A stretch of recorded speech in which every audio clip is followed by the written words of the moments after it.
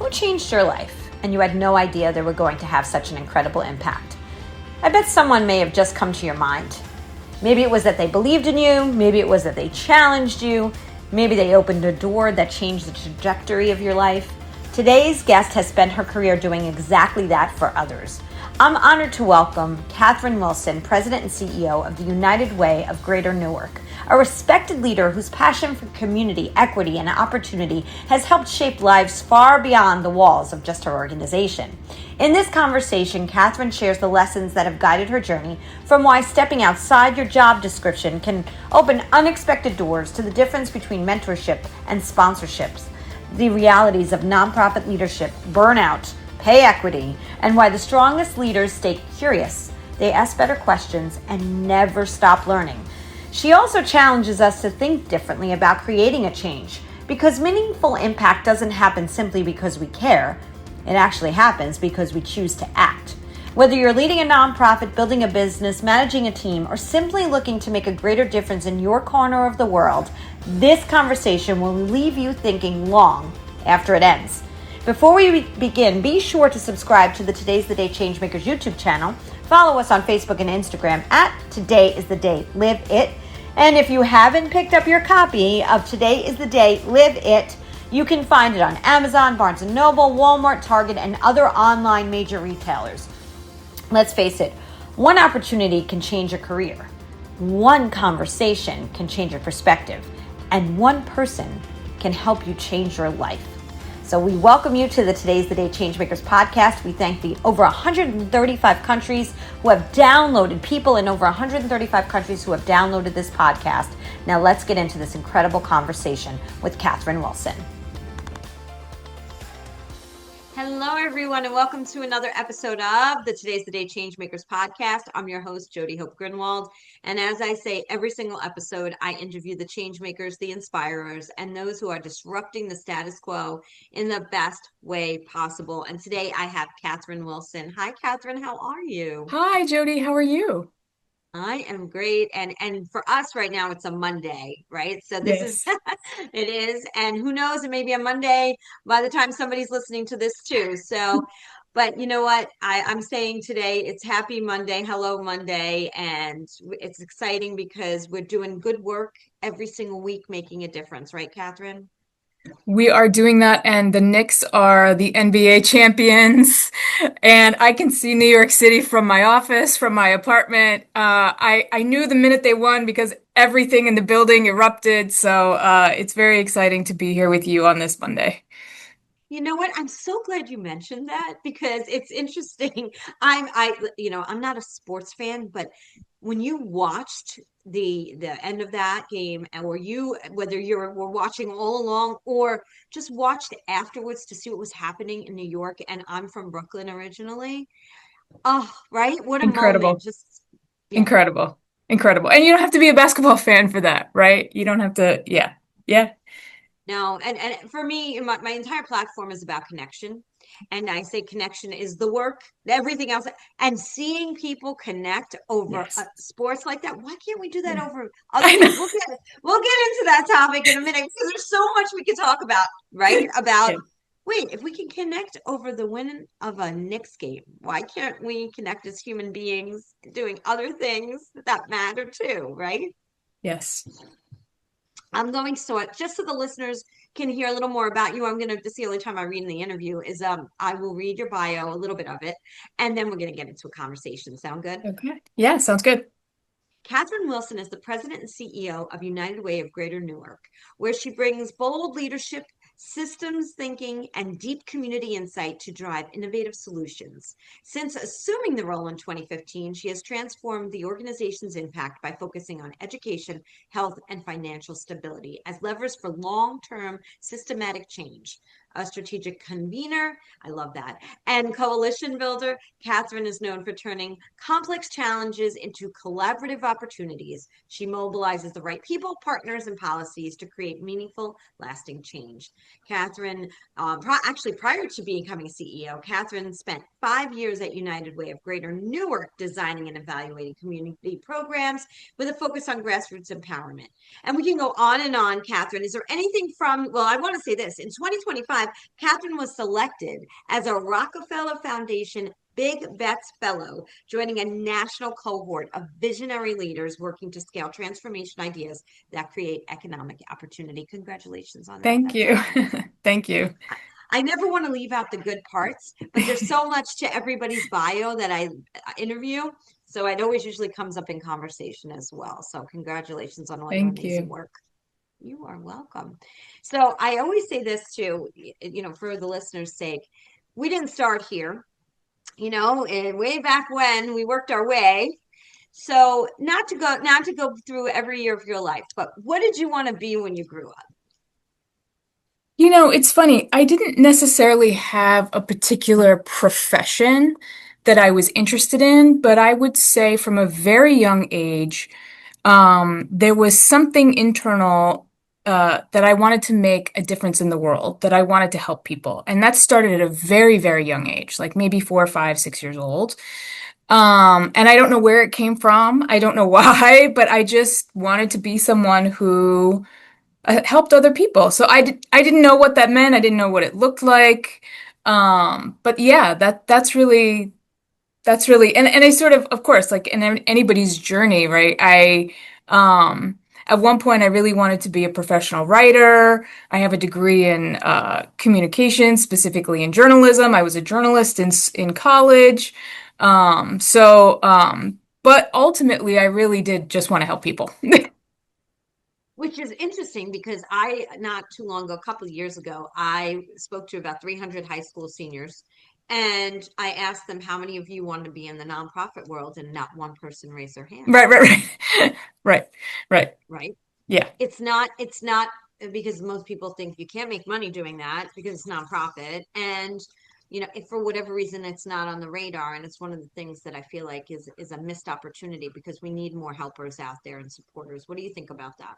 Yeah, I think that's true. And I think that a lot of young people don't necessarily even know what the nonprofit sector is because we don't hear a lot about the nonprofit sector in the media, or at least we haven't in the last 20 or 30 years, right? So I think that part of it is just exposure in terms of, you know, this is a sector that makes a difference, right, in people's lives. Whether it's, you're helping folks who are maybe experiencing poverty, you're helping folks who may be experiencing a health crisis. I mean, the sector is as large as there are issues across the globe. So I think that that lack of exposure and that lack of, for lack of a better way of saying it, actually romanticizing it, does not allow for people to really be aware of what the sector is and does. Right. And then, they hear, if they do, they hear about burnout and all the other things Right. because of the Right. fact. And Exactly. I just want to say this out loud to those listeners, and please, share what your thoughts are, is that you can absolutely make money being in the nonprofit sector as you move up the ladder. You won't make the same amount as they do in the corporate world, which is absolutely ridiculous because we're not for profit, we're for impact. And Simon Sinek coined that phrase, and I love that. What are your thoughts on the fact of that? Because I know it is a hot topic about the fact that in many cases, and I know we're not going through your life right now. We'll go back to that in a minute, but I really feel like this is important for other nonprofit professionals to feel heard, but also for the for-profits to understand it's important for us to get paid at the same level. Yeah, I think that um, it is a challenge, right? It's absolutely a challenge. It is an issue with the sector in terms of how funding comes into the sector, right? A lot of it starts with, you're basically raising money off of people's goodwill, right? Donate to this cause. Then you have to go out to philanthropy and make your case. And we all know how philanthropy operates, right? And so that in and of itself is a challenge in many different ways. I won't get into all of that right now, but and I think there is a lack of understanding and respect, right, for the fact that people who work for nonprofits should not necessarily need nonprofit services themselves because they're not making a lot of money. And I think that that is a huge challenge. I do think that, as you said, the higher you go on the ladder, right, the the more compensated you become. But there is also a cost to that, right? There is a cost to having an advanced degree. There's a cost to when you are the leader, and I have talked about this previously, right?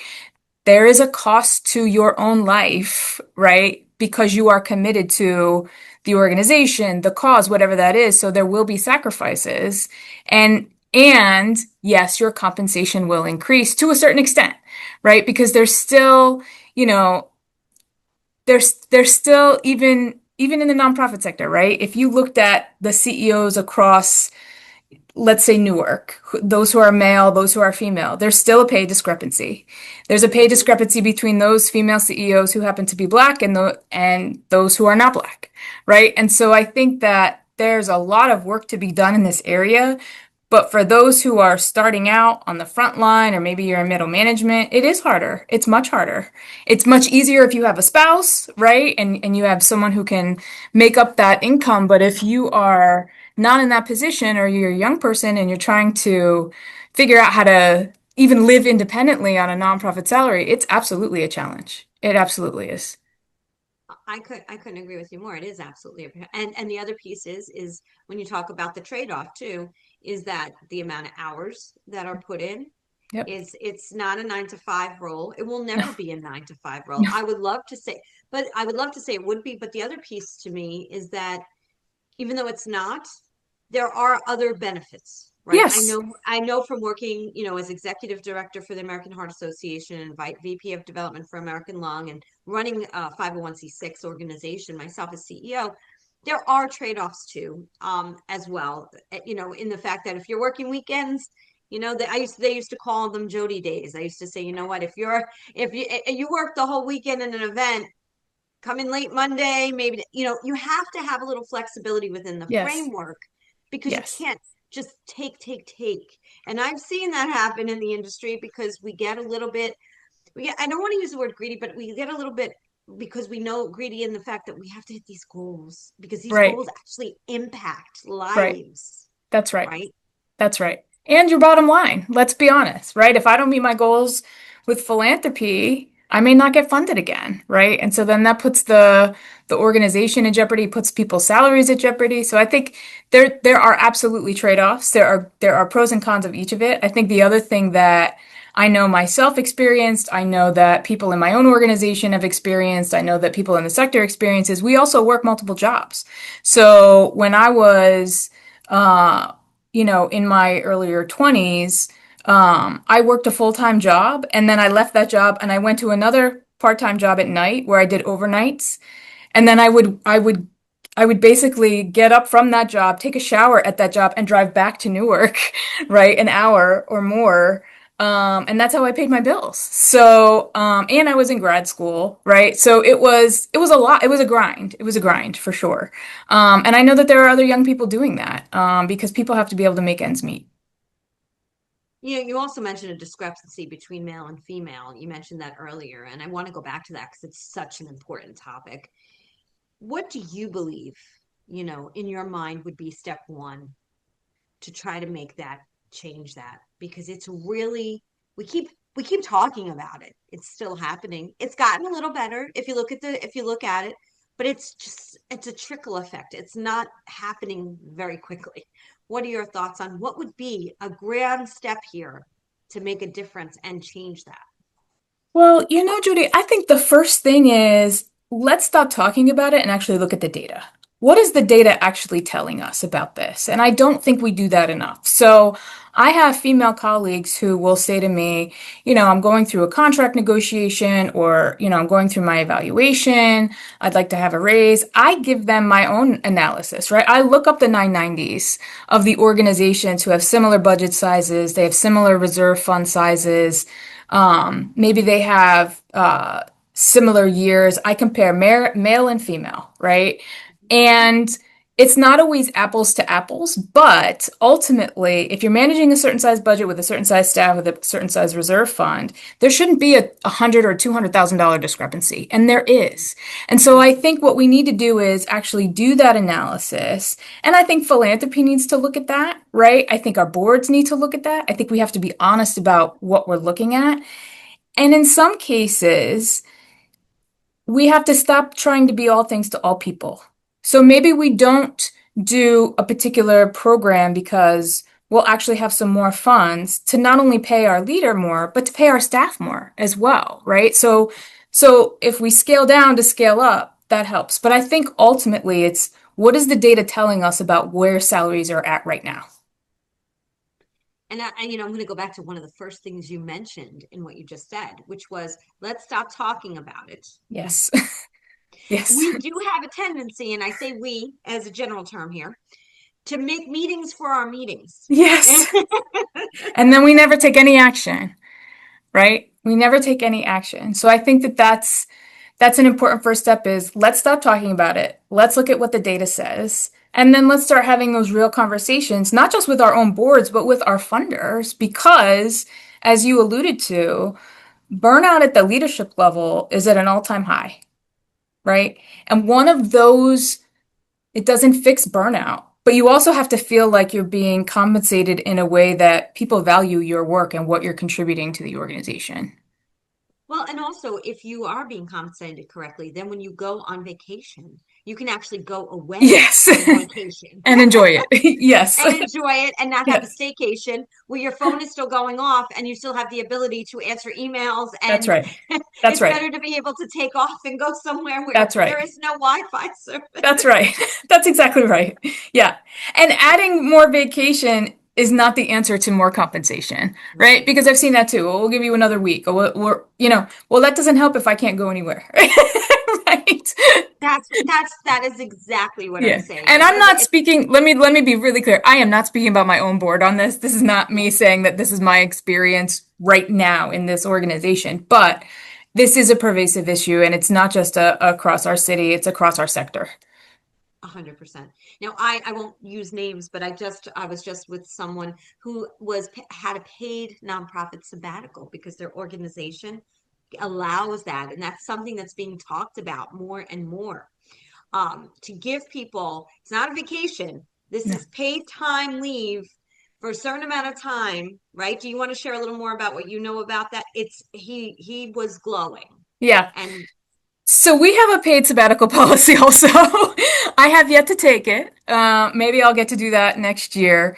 But it also requires planning, right? But yeah, I think again, when you have a board that understands, and board members come from all sectors, right? They come from corporate, they come from nonprofit, they come from all, media, whatever.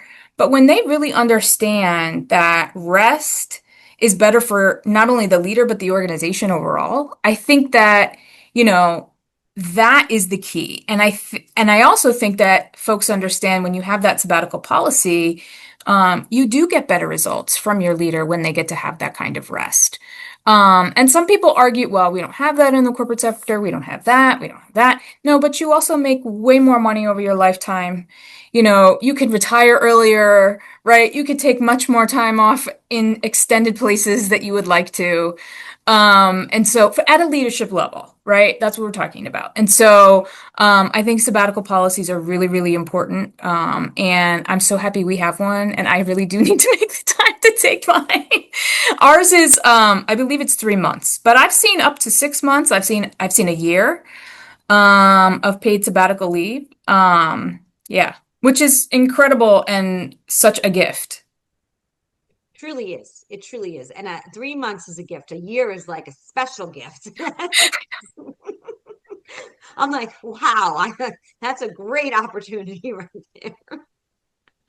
But you mentioned something too. You talk about that the leadership piece, and I think for those who are listening that may not be in that space yet, right? Mhm. They're either A, they're figuring out whether they want to get into the space or they want to just learn more about nonprofits, or B, they are in the middle and they want to move up. What advice do you have for them?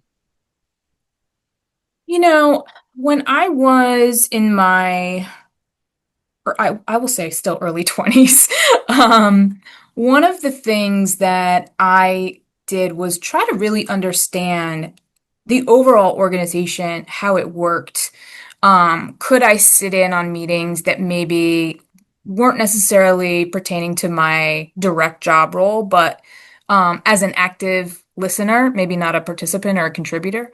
Um, I spent a lot of time with my supervisors to understand their challenges, like, talk me through what you're doing. And so I think part of it is just um, being available and also be interested in other things outside of what your direct role is. And I think that that's really important because otherwise, when you want to have that particular promotion or you're trying to move up within the organization, now you've already had some exposure, right? And then people get to know you. This is, I mean, I'm sure you've talked about this. I talk about this. It takes mentorship and sponsorship within organizations for you to move up. So I had in my, again, going back to my child welfare days, I worked in a nonprofit. We advocated for children in foster care. And my then supervisor, she was not only a mentor, but she was a sponsor. She advocated for me to get promoted multiple times.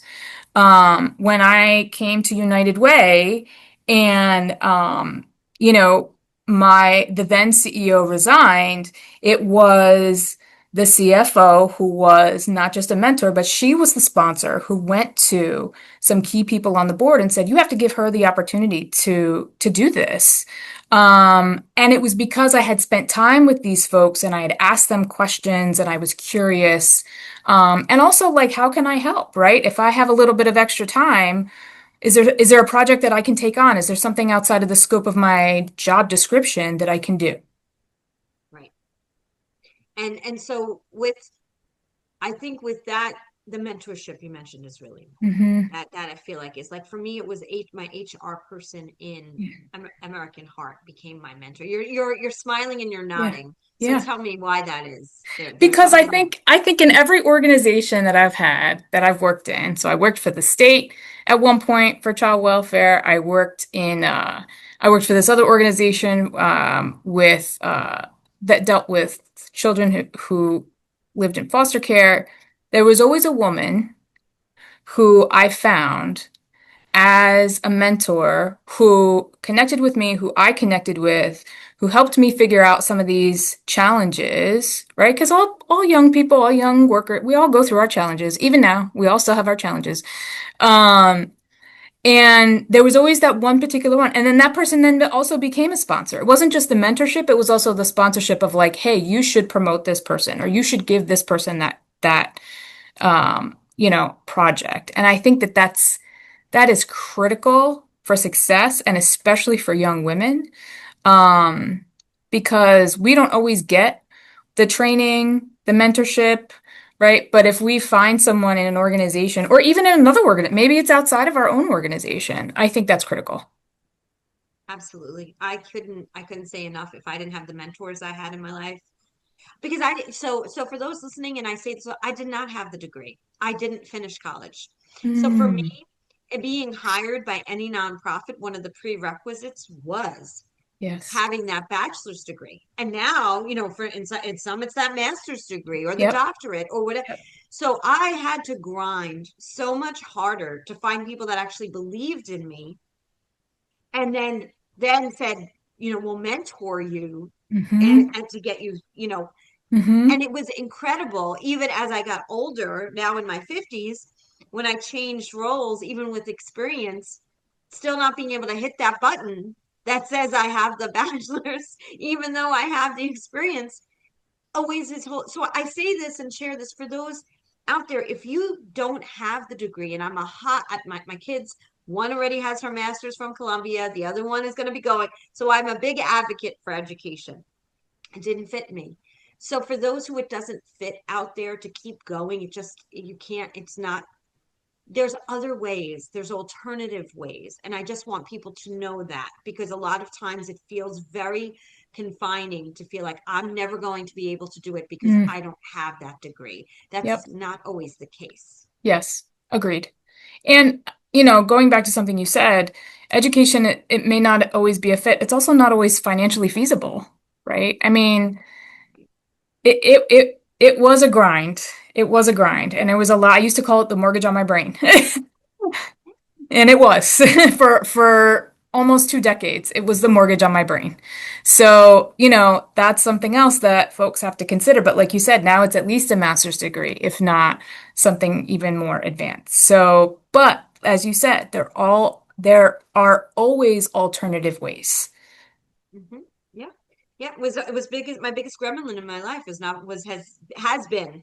But then I've learned to accept it. And again, the reason I bring it up is because so many people out there think they A, can use it as an excuse not to grow, or B, Right. see it as a limitation. And I also want to share with other leaders, don't just people are people. Just because Right. they sit in a classroom, I hired an attorney to help to be a fundraiser for one of my areas when I was at the American Lung. And it didn't work out because even though somebody who had such great experience doesn't mean they're a fundraiser. No. So No. that's what they could click the bachelor's degree, they could click the law degree, but it doesn't matter because at That's the right. end of the day, it is about humanity. Sitting in a classroom will give you lots of great information, but it also is personality too. So I Absolutely. In a world where trust drives decisions and relationships matter more than transactions, disconnection is something businesses simply cannot afford. I'm Jody Hope Grinwald, a leadership and connection strategist, and my work is different because I don't offer just a single framework or surface level fix. I bring an entire ecosystem built on connection with me.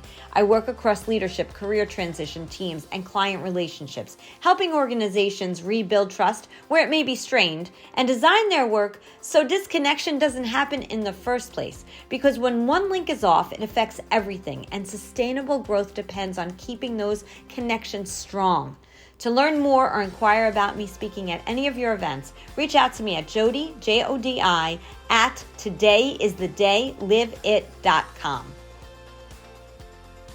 I want to make sure we talk about your incredible organization and all of the things you're doing in Newark and all the things you're doing out there. So please share. I mean, I think people think they know about the United Way, and Yeah. I've had one of your colleagues on years ago as well, and I'll give Kieran a shout out. But I just want to say that I don't think that everybody understands the undertaking in the United Way. So please share. Well, I always tell people whenever I answer this question, the first thing I always say is, "This is not your father's United Way." So let me start by saying that it's not your grandfather's United Way. It's not your father's United Way. And the reason I say that is for our some of us, for some of our grandparents, our parents, United Way was historically an organization that would go into the workplace and raise money on behalf of all these other organizations. That's what makes it what we call a federated organization. And then we would have volunteer councils that would review grant applications and then distribute those funds that were raised into the community. And in as you can imagine, there was a scandal in the 90s at United Way Worldwide. Some people stopped becoming it's actually in every textbook, so you all can go look this up. Which is why I bring it up. Um Better to and get it out, right? Better to just kind of lay it out it's there. better to lay it out, right? There was this alimony scandal. It was in all of my grad school textbooks, right? And I think since then, donations had gone down, and then we of course had the recession in 2008, where a lot of corporations, not only were they facing, financial strain, but the folks who worked for them were facing financial strain. So donations went down, and also there was a shift at that point.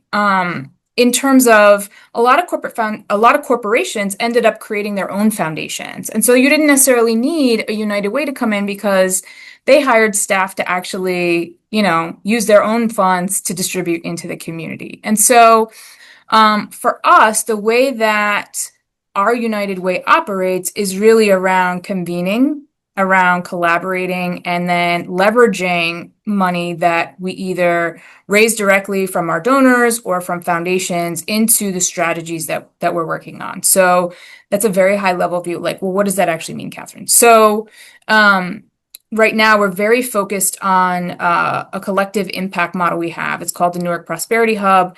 It is a host of about a dozen or more partners across the city who are working on helping Newark residents achieve economic mobility. So we might, for example, get a grant from Citibank We keep a certain percentage as the admin fee, and then we re-grant that to our partners who are providing either financial literacy, financial coaching, whatever that looks like. During COVID, we raised probably close to $10 million and sent that money back out into the community. So we ran a grants program for the small businesses who could apply for money during the shutdown.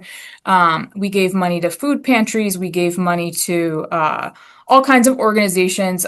We worked with Prudential to acquire masks and PPE. So it's like all of those types of things. We are sort of that central hub organization that's either raising money or other resources and pushing that back out. And then we help, try to figure out certain strategies around, for example, the new administration, when I sort of realized, okay, they're going to reduce this government funding to organizations, how do we all come together and figure out how we raise more money? How do we bring together ourselves for more back office support? So it's like those types of things. Ultimately, though, every United Way is focused on health, education, financial stability, and now sustainability, which is either, supporting the sustainability of nonprofits and or more like disaster relief type stuff. So let's talk about the person who's listening to this and it feels connected to it. How do they support you? What's the best ways? So the best way to support us is to reach out. Maybe you want to volunteer. Maybe you want to get more involved with our Women United group. Maybe you want to join our board. Maybe you want to become a celebrity reader. We do a program every year where people go into the schools and they read to the students. But there's always ways to support. And so the best way to reach out is send us an email, go on our website, give us a phone call. We're pretty easily accessible. That's amazing. And what's your website? Our website is uwnewark.org. uwnewark.org. Yep. And what I will say is you do not have to live in the state of New Jersey to support the organization. I have been lucky to say that I've been able to help nonprofits connect with other people that would not know about their organization unless through here. And then they were supported by a donation, some large, some small. So if you're connecting to what Catherine is saying, they could really use the support and help. I'm a big advocate for the work you do. And I think it's incredibly amazing. What would you say would be the top 3 successes that you have felt you have been able to do in your role at United Way? And you can give me less or more. I'm not going to hold you, but we could be here for 2 hours probably. So it's probably better we keep it shorter because you've been there a bit. And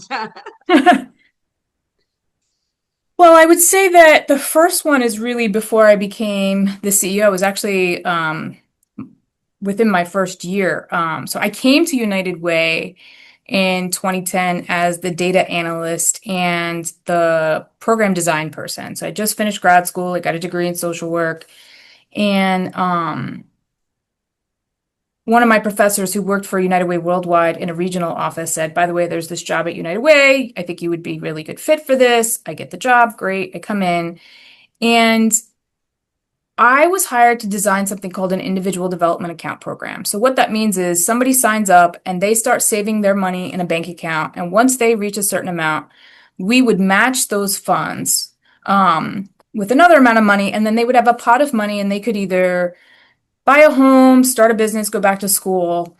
But part of that program required a financial literacy component. And I did not want to teach financial literacy at all, but I was required to because this was part of my job. Anyway, I got this email from this woman who said to me, I really want to teach financial literacy. I wrote this book. It's called The 1 Week Budget. And I was like, and she was actually emailing the woman who had been my supervisor who had left the organization. I said, well, the person you're looking for doesn't work here, but I need someone to teach financial literacy. Why don't you come in and meet with me? So she comes in, we have this meeting. It turns out like we're the same age and we had a really good conversation. And I said, well, I would love for you to kind of give us a preview of what you want to do. So she came, she did it with the staff. It was great. And then we contracted with her to start teaching financial literacy. And here we are 16 years later. Tiffany Alicia is the Budgetnista. She's a New York Times bestseller. She has a $40 million business. And she's my friend. And we were United Way of Greater Newark, at the time United Way of Essex and West Hudson, we gave her first contract, which of course, once you have the United Way brand, right, you can leverage that. And she did. I mean, she absolutely did. I give her all the credit in the world. She's incredible. But I always consider that to be a success because not only did she come in and teach people financial literacy, but she created her own business out of this, right? So the return on investment effect, the multiplier effect of this. And I will tell you that recently I was in a conversation with someone at Rutgers and he said to me, by the way, I just want you to know, I took that financial literacy class in like 2010, 2011 with Tiffany. And people still tell me that. Like people will still say, I took this class with her and it changed the trajectory for me financially. And that I consider to be a huge success story. I consider a lot of the work that we've done to be hugely successful. We worked with the city and the school district during the first lead in the water crisis. Obviously, the work we did during COVID was incredible. You know, working together with our partners, saving people's lives. I mean, Rockefeller Foundation at that point came to us and said, we have $1.5 million. Can you help figure out how to design the vaccine equity strategy for the city? Right? I mean, the amount of, and then convincing people to actually take the vaccine, right? So, I mean, I think that those types of things that are life-changing for other people are what keep me sort of committed and devoted to it. And right now we sort of are having this economic crisis in this moment. And so I'm hoping that 10 years from now, people will call and say, it was because of an organization like United Way, right, that supported me or my family that got me through this. We had someone in the IDA program. She went through it. She got her financial literacy. She finished her bachelor's degree. She went on to get a master's degree. She got full-time employment. She bought a house through Habitat for Humanity. I mean, those are the types of stories where it's like you change. Tiffany always taught me, you change one woman, you can change a family, you can change a neighborhood, you can change a community. And I think that underneath all of that is this backbone organization that supports that work. So there's so much where I can go with this right now. First of all, Catherine, your energy, it comes through the Zoom screen over here, and I hope and know that those listening from all around the world, and I want to thank the listeners who do, will be felt because you're so passionate. That's why you definitely deserve and need the sabbatical, by the way. I mean, I'm tired for you right now. So I feel I mean, I don't do it by myself. Let me be really clear. I know you don't, but listen, it's an up and down thing. It's the leadership and it's the people underneath. You need both. It has Mhm. to work together as a machine. Nobody does it alone, and anybody who claims that they do it alone is wrong. Well, they're lying. They're They lying. are. They are lying. From it doesn't matter where you are within an organization, you are such an important piece of that, and people don't realize that. Everybody plays a critical role. And I tell the young people this all the time. The person who comes in at night to clean the bathroom, maybe they empty the trash, they say goodnight to me, they are just as important to this organization as me. The person who sets up who runs our social media and does the events for us and does some other things, she is just as integral, right? Because without her, and I like to tell people, without her in that role, right, it doesn't work. And the machine doesn't move forward without everybody doing their part. And I think that that's a misnomer that the leader is the most important person in the organization. No. And I also want to acknowledge the board, right? I don't think people give enough credit oftentimes to the amount of work that the board does. Our board chair, incredible woman, right? She is at Prudential, she's a VP, she's got all kinds of stuff going on, but she gets it and she inspires other board members, she does fundraising, she shows up to events, right? As a volunteer, nobody's paying her to do this because she's passionate about the organization. So I think it's critical that we understand the leader is one person. Yes, we are important, but everybody is important in the organization. Everybody. Agreed. And you know what? This is the thing too. We're still doing board trainings because of the fact that you are so lucky, but not every board. Yeah, I could feel it. I could feel it. I could feel it. I feel it. But it almost sounds like they could train. And I don't mean this in any way, in a bad way. What I know is, and what I've seen, because I've been doing this for over 25 years, is that a lot of people will join boards and they don't really understand the Right. role of the board member. It looks great on a resume, but us nonprofits, we need each and every one of you, to give, not give, get, help, support, attend. There's so many words to use here because all of those things help us because we're always running on a skeleton crew. There's never enough people in nonprofit, That's you right. know? That's right. And I think on our end, we have a responsibility when we are interviewing, recruiting, communicating, to really understand these people are volunteers, number one, right? What are they passionate about? Why United Way?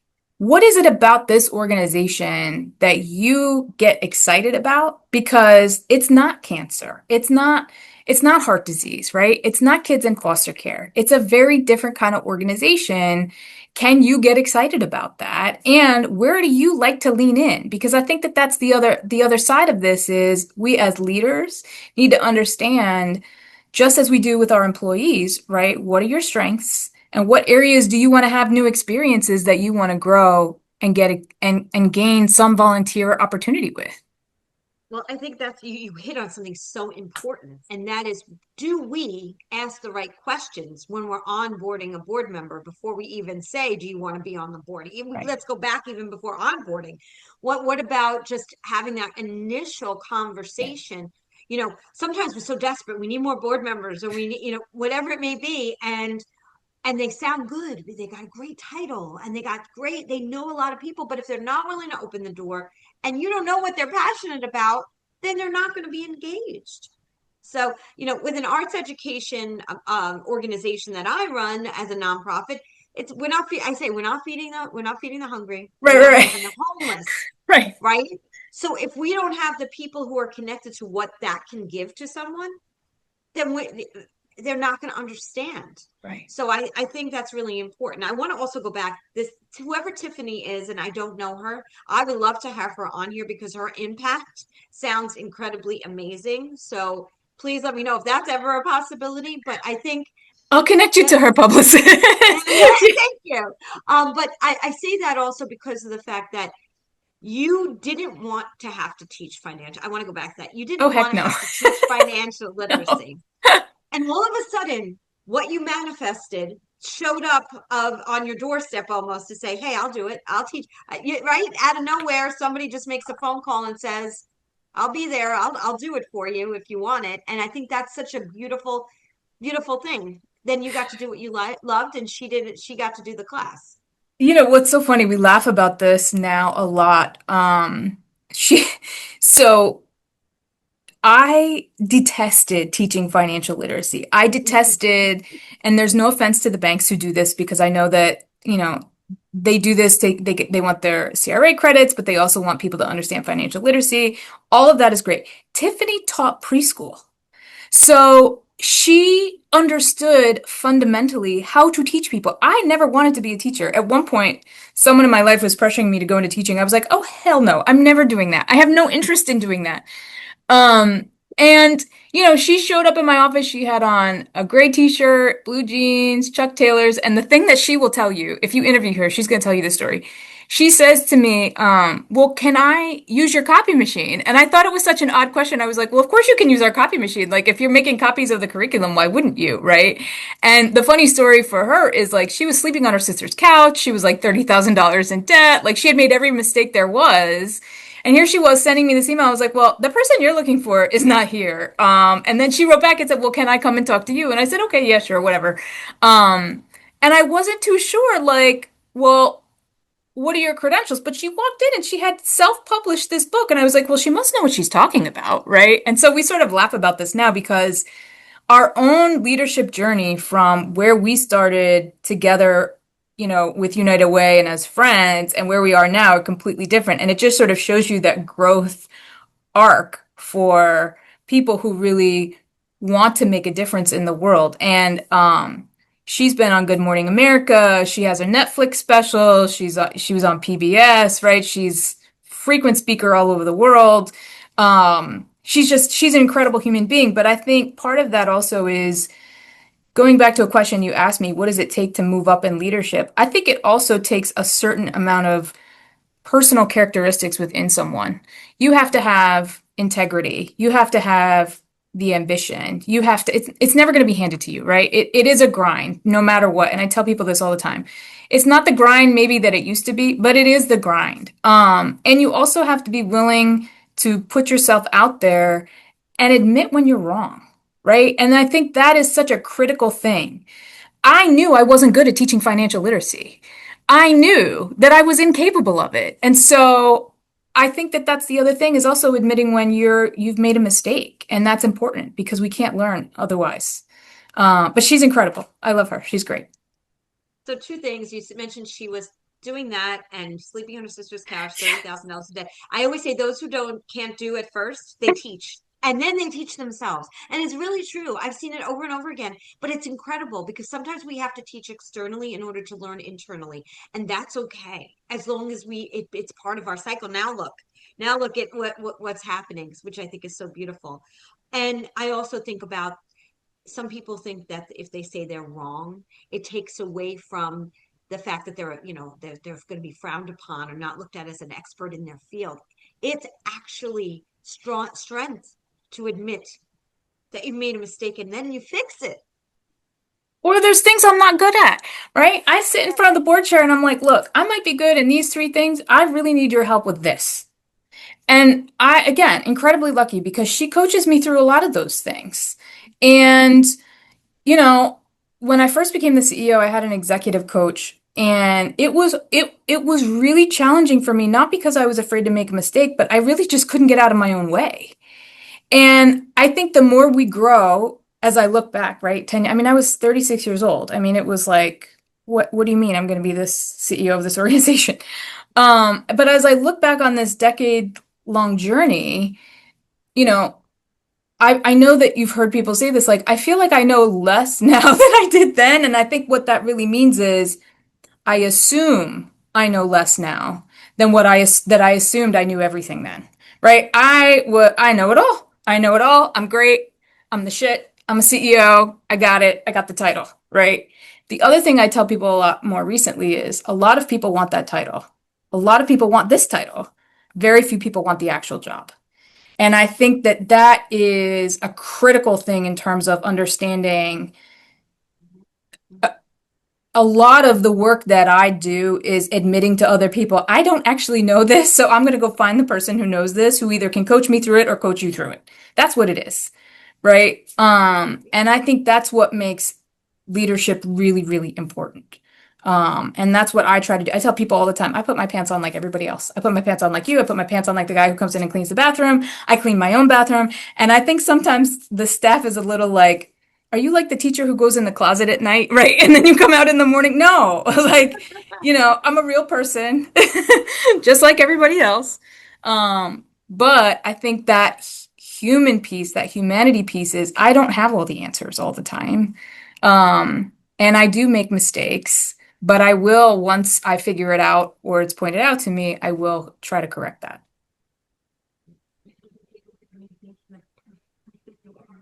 It doesn't make you less of a person if just because you make a mistake. And so many people live in that space. We could talk about that for hours too, because it's very true. What do you want? Like I said to you, I could talk to you for 3 hours. And it's not, but your energy is incredible. And I just, how could you not? And that's the key. It's like a lot of people will say, oh, you got to sell the organization. It's not about the person, meaning it's not about the person who you're sitting across the table from. You got to make it about the organization. And a lot of times they don't put I'll give you an example. They don't put like the fundraiser out there, right? It's Mm. that person it's always about the volunteers. It's always about and it is. But I will say this, even though it is about the organization, it's also about the person because the funder and the is connecting not just with your mission, but if they don't like the person they're sitting across from and they don't feel connected to that person, you could be doing the best thing in the world. It's got to be about that connection. And I can feel that for you.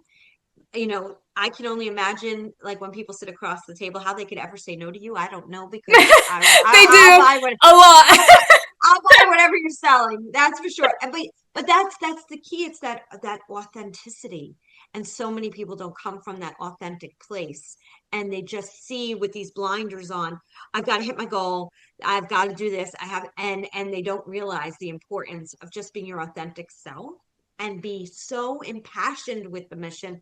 It'll do it on its own. I always said lead with mission and the money will follow. That was always my Yeah. mantra and will always be my mantra.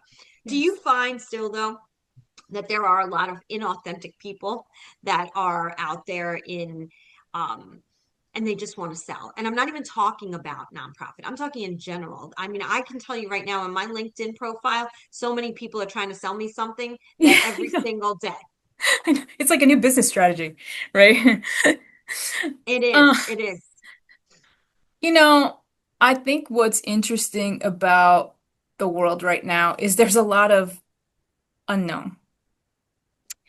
And I think there's a lot of fear, right? If you watch the news, if you read the news, yes, young people, you should be reading the news, not online on the actual newspaper. Um, right? Let's give a plug to our newspapers. Yes, yes. Um, and I think when I think about authenticity, I think there is an entire movement around selling something online, right? If I hear one more person say, "Oh, I'm going to do content creation," right, as my job.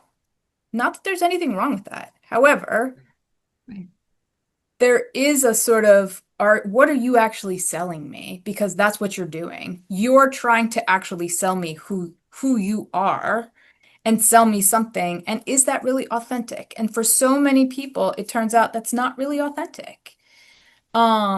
And I think that there is right now, there is a lot of uncertainty, right, around not just in the United States, but around the globe, right, in our leaders, in the media, what we're being told, what's real, what's not real. And so I think when we do meet other people who are authentic, we have this immediate connection because it's like, oh, you're the real deal, right? And I used to have a mentor who would say to me, um, that's one of the real ones. And so you have to sort of navigate your way to find those other authentic people because I do find myself to be authentic. I hope so, but I feel like authentic people are the ones who change the world, right?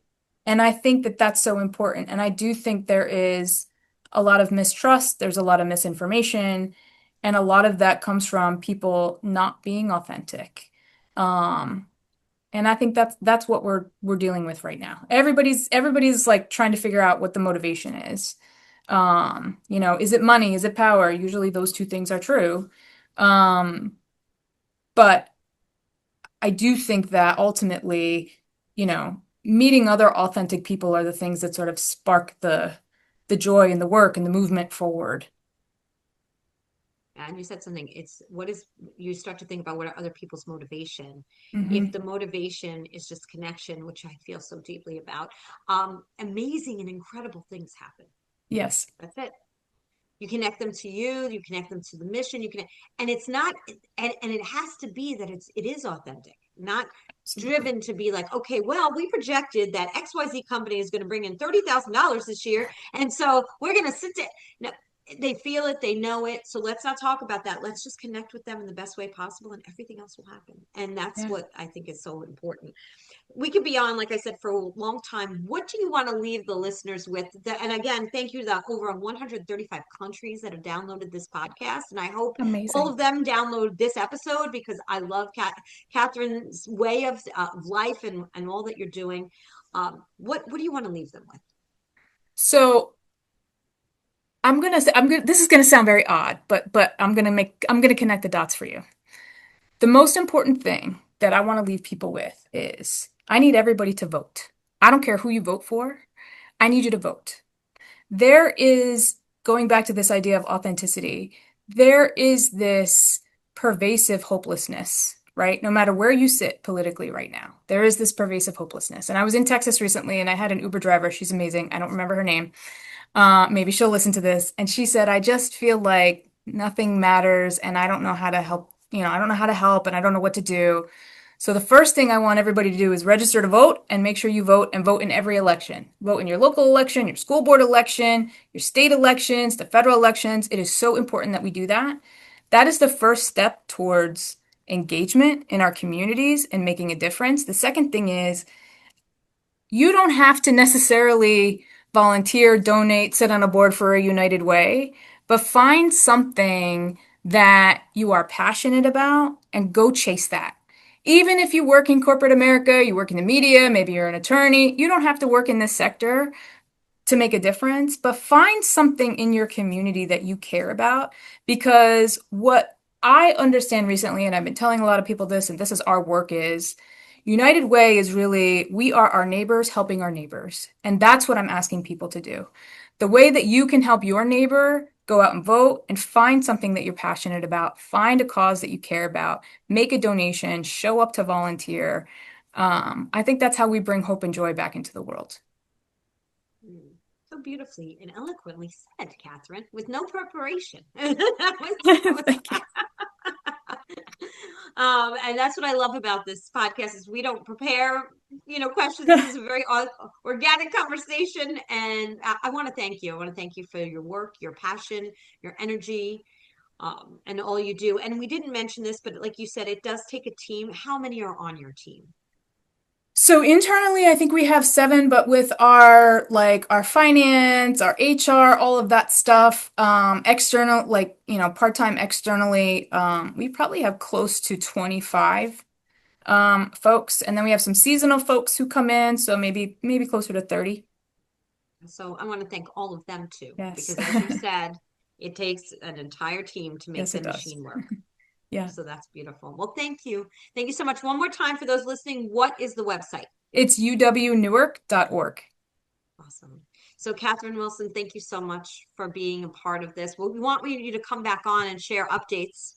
And Absolutely. Yeah. we would love that. And I'm going to say what I say at the end of every single podcast. Today is the day you cannot go back to yesterday, and you do not yet own tomorrow. So, what steps, small or large, are you going to take today to get yourself closer to your goal? Catherine, again, I want to thank you for all that you do for everyone. Thank you. Thank you for having me. Oh, absolutely. And I look forward to having you on again. Have a great week, everyone. Take care.